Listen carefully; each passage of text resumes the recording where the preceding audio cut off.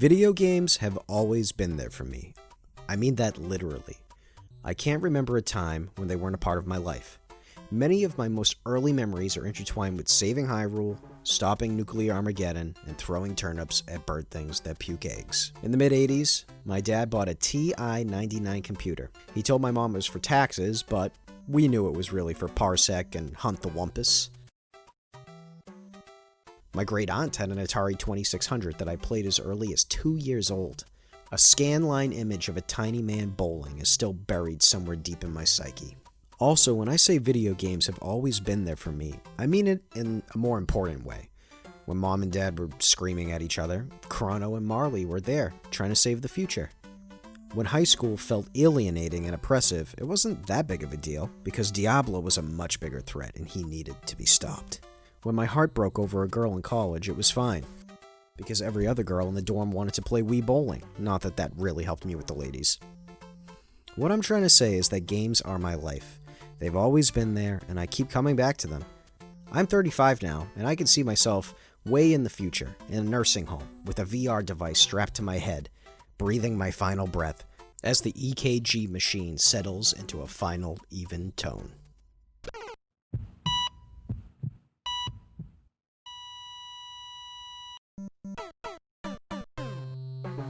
I love video games. I love playing them. I love talking about them.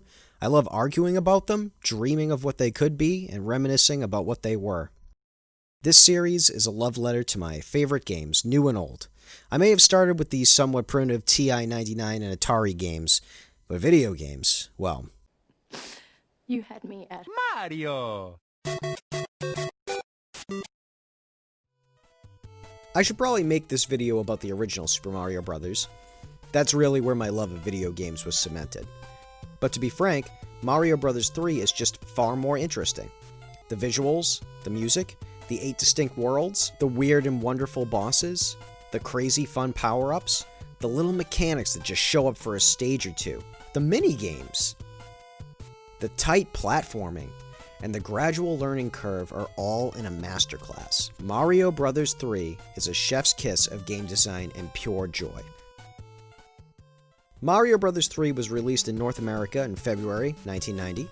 I was 5 years old, and I was terrible at it. Okay, I guess I'm still only okay at it. My dad and his mustache, pictured here, were much better at it than I was.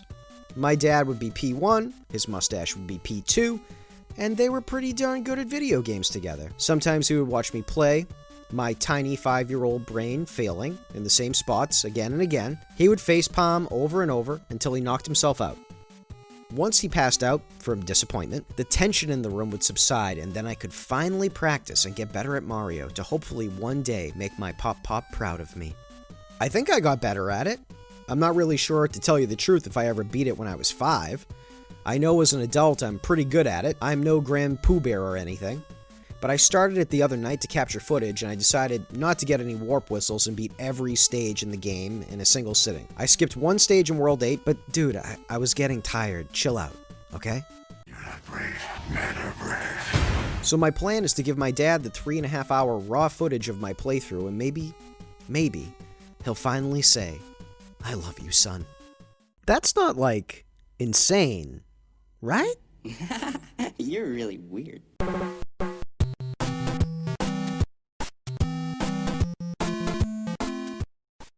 I want to talk about those one-off mechanics I mentioned earlier. Those are the things that I think stick in every Mario Kid 3's mind. Obviously, I gotta talk about this angry sun, right?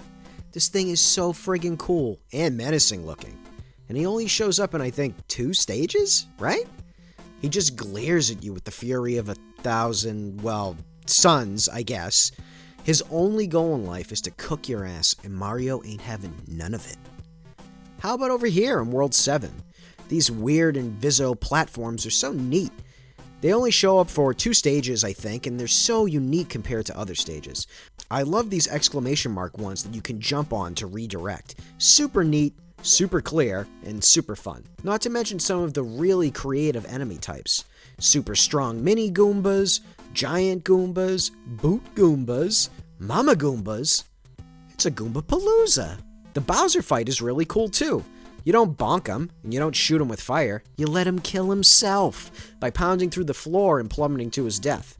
It's the original Mortal Kombat pit fatality. It also must have inspired Derek Yu, developer of Spelunky, because this is how to kill Olmec in a totally different game 30 years later.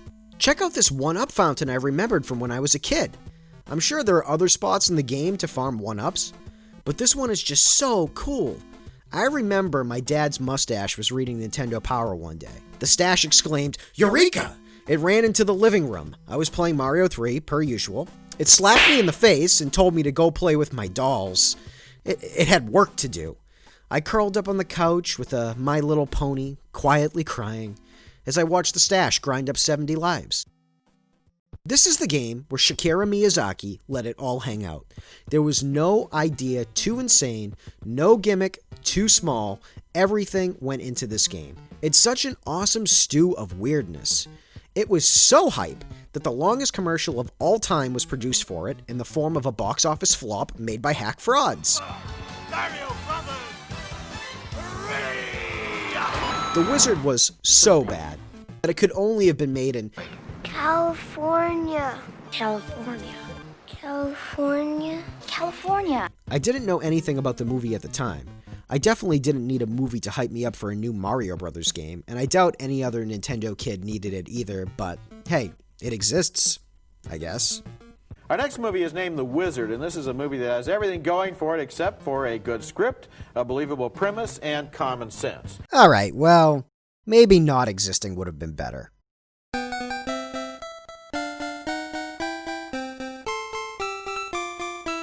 So what am I talking about? Does any of this matter? I don't know. Probably not. I really just wanted to gush about one of my favorite games of all time. I don't really have an in-depth analysis to broaden your understanding of video games or anything like that. I just wanted to relive a long-gone moment in my life. That the more I think about it, some of it may have been imagined. I haven't been taking my brain pills for a while. I should probably start doing that again. Some things I said may or may not be true, but I'm positive that Super Mario Bros. 3 is a badass gem, and we're lucky that it was made. Without its success, would Super Mario World, or 64, or Galaxy have been as awesome? Would other developers have made such wonderful games? Maybe. Probably? But I don't think a lot of these series would have been quite as special if they hadn't stood on the shoulders of a giant such as Mario 3. In the 90s, Mario had become a household name. At the time of this recording, he's more recognizable worldwide than Mickey Mouse, and apparently more recognizable than any other character out there. Mario is an institution, and I think it was cemented here when Shigeru Miyazaki and company put on this wonderful show for us called Super Mario Bros. 3. And by the way, it is a show, a stage performance, a play in a theater. The game begins with the drawing of the curtain.